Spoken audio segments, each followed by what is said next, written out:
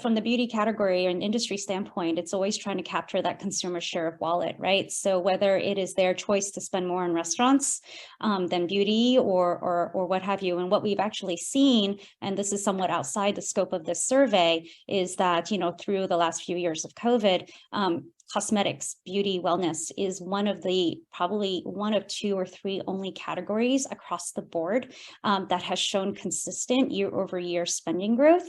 And this was just actually reported through NPD and McKinsey a couple days ago. So it was really fascinating to see, because although we are speaking specifically to cannabis cannabinoids, these are the same people, right, running around the world that we're all trying to capture that share of wallet.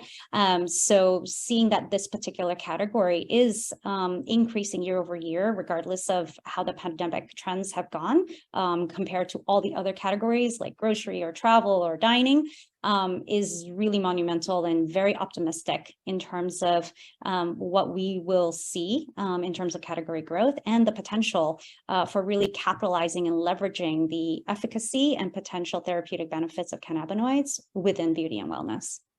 Well, there's great overlap there because we're seeing similar trends in cannabis. And even though, people might be buying less expensive products or vacillating between product types based on price, people are committed to cannabis as a wellness tool for themselves, as many people are committed to skincare as a wellness tool for themselves. And so even when we look at discretionary versus non-discretionary spending, people want their needs met around wellness. And so I think, this next slide really hits that point home, because even though we see that consumers have, more frequently have a skincare routine, that they're spending more on skincare, the reasons that people are using skincare products and the products that they're using, there isn't a difference between consumers and non-consumers almost across the board. So consumers and non-consumers report the same top products for the most part. We'll get to that difference there in a minute.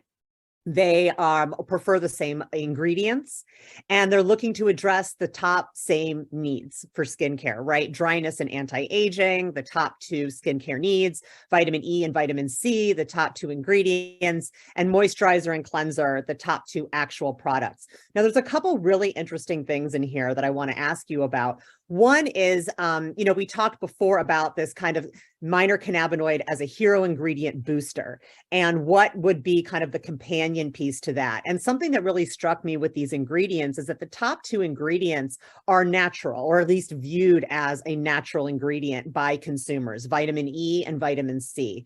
And so can you talk a little bit about how cannabinoids as an ingredient kind of fit into this viewpoint by consumers about the importance of ingredients being naturally derived? Yeah, that's a great point, Amanda, because there's really only about 3 cannabinoids that are available from a plant source today. So these are naturally sourced. The remainder of the cannabinoids on the market are synthetically derived. And we know in beauty that there's a very strong preference for clean products, non-synthetic products, products that are sustainably sourced, which actually is becoming more and more of a hot topic.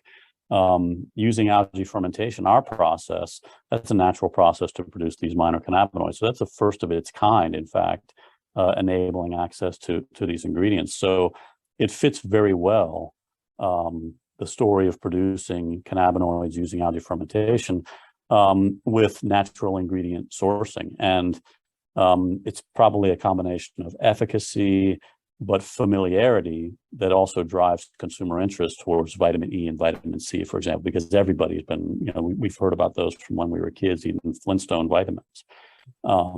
In fact, what I think is a really exciting opportunity here is just building on this notion that cannabinoids are not singular in their benefit. I mean, they have different functions, and different functions largely related to the format. So whether it's a gummy or a topical or a vape pen, they have different, they have different durations of onset. And so there's I think an incredible opportunity to view cannabinoids and minor cannabinoids as an overall wellness routine, because also beauty is related to, for example, skin inflammation. Things like this can be triggered by multiple nights of poor sleep and a lack of rest. And cannabinoids can address all of these things that sometimes have a cascading effect that ultimately ends up in, you're not feeling great about how you look in the mirror in the morning. So I think there's a really incredible marketing opportunity here to build products around overall wellness and well-being, with particular products targeted for particular benefits. Well, that's a great point. And I think you're right that, people are familiar with these ingredients. And so, going back to the difference between consumers and non-consumers, it's like, how do we make non-consumers just as familiar with, hearing that their face oil has CBG in it and understanding what that means? So do you have any thoughts about how cannabinoid-based skincare companies can put forth that education without it being so necessarily salesy? Because a lot of beauty ads, I mean, look, I am a woman in my mid-40s. I feel like 90% of the beauty ads are targeted at me, and they're educating me, but they're educating me about why their product is going to make my skin less dry and make me look not as old and get rid of my fine lines and wrinkles. So how can cannabinoid-based skincare companies educate, especially non-consumers, about the natural ingredients, about the benefits, without it being part of a marketing? Or can you? Or is it that's just how they're going to get the information? Yeah, I think that's a tricky one. And when you say, cannabinoid skincare companies, Amanda, I think it's also like looking at or positioning these ingredients as a key ingredient and not specifically a cannabinoid ingredient. So if you look at this chart here in terms of, the top skincare products purchased based on ingredients, right? Hyaluronic acid, you go and take a poll, like how many people had heard of hyaluronic acid, let's just say, 7 to 10 years ago, right? So there was, these trends emerge because you have a few pioneer kind of early entry players that capitalize on a specific key ingredient. Then, on the other side, the supplier side, right, they start to scale up production of these particular ingredients. So if you look at hyaluronic acid, right, it's very easy and not that expensive to access hyaluronic acid because manufacturers have found a way to meet the demand of companies. So I think there's, there's a variety of factors that kind of come into play and all kind of fit in together for an ingredient to really show that growth. Of course, companies will, run clinicals and do a lot of marketing to prove that their product, which is heroed by hyaluronic, is efficacious for one's skin, right? So what I'm hoping to see in the near future is that cannabinoids will be just one of those ingredients that people are looking to, that will play into their formulation very well, right? Just as you look at, pick up any product on the shelf, whether you're at a CVS or at a Sephora or Ulta, right? You'll see the same 10 to 15 hero ingredients showing up and appearing in the Inky over and over again. And I think it's just a matter of, again, a few initial key players, finding the information that they need, the clinicals that they need. And that's also on the burden, lies with companies like us to be very science focused, science backed with why we think, major minor cannabinoids are important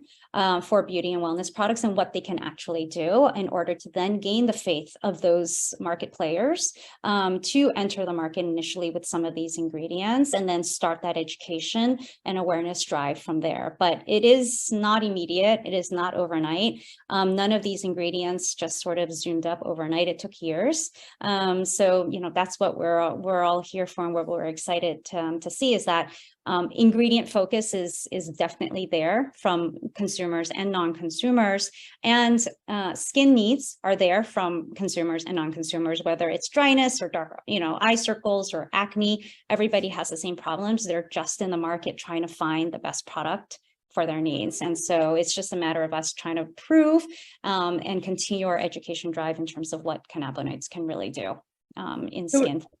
Yeah, so it sounds like there's, an onboarding process basically into the mainstream market. And kind of the $1 million question that's been going on since the cannabis industry arose and was born is, what's the product vertical or what's the ingredient that's going to break through into that mainstream market? And I think CBD so far has probably been the most successful. However, we all know the issues with hemp-derived CBD versus, cannabis. It's the same thing, but hemp-derived CBD versus cannabis-derived CBD, and what that means for the regulatory market. And, the CBD product that I buy in the dispensary has a much harder time getting to market than the CBD product that I'm buying at the drugstore. But where's the testing more rigorous? And so, I think skincare, for a lot of reasons, it's non-intoxicating. It's a topical application. There isn't a huge risk of children getting a hold of it, and all of the things we see with other types of cannabis products. For this to be the vertical that gets really adopted into the mainstream, beyond just having CBD and hemp lotion in the drugstore, but really starting to see the large beauty players, the folks that are all about the hyaluronic acid right now, starting to talk about the minors and the major cannabinoids. And then, to your point, that would spur innovation on manufacturing. So how do we create this ingredient in, at scale, because now everyone's interested in it and everyone has to use it. And then it kind of gets taken up by the mainstream beauty industry. But I really appreciate what you're saying, which is that the science underneath it has to be sound, or else it's just going to be another marketing tool, and it's just going to be another sound bite and isn't going to have anything underneath it, right? Yeah. Yeah. And, if you think about it, it's so interesting to see that it's its own category, like CBD beauty, right? You walk into a Sephora, there's a CBD end cap, right? But it's not like you walk into a store and there's a retinol shelf or a vitamin C wall or something, right? So it's more about integrating these ingredients as just a really darn good skincare ingredient that can create amazing products for the desired results that consumers and non-consumers are seeking. So when I look at it from an industry standpoint, it's interesting that CBD, and maybe, it's also part of the regulations are all about it. It was very trendy, and, the trends went up and then it kind of went down, and now it's sort of plateauing. There really is a need for just enveloping the ingredients into just a broader base of tools that formulators can reach into within their formulating toolbox to say, this would be incredible for psoriasis, this would be incredible for acne, and really showing that these products can work. And, CBD beauty, I think, has had a very kind of hockey stick type of, and then back down again type of trend.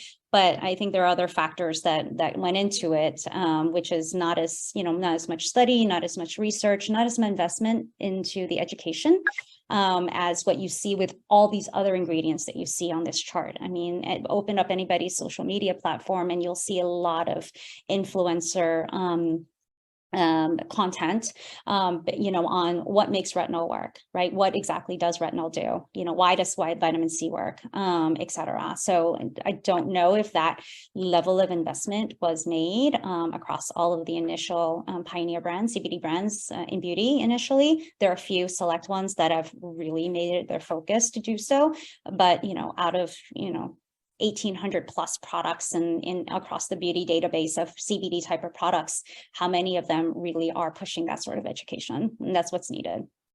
Yeah, well, we're going to talk in a few more slides about where consumers and non-consumers get their beauty information.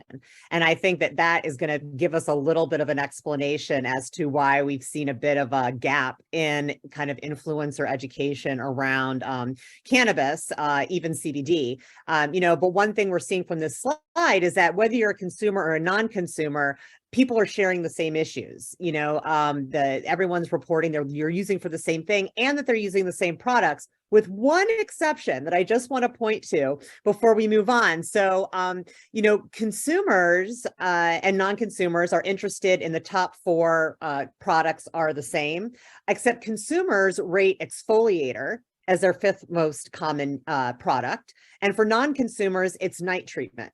So we talked before about kind of why cannabis consumers might have more of a skincare routine in general. Do you have any thoughts about why they may look to exfoliators more commonly where non-consumers are into the night treatments?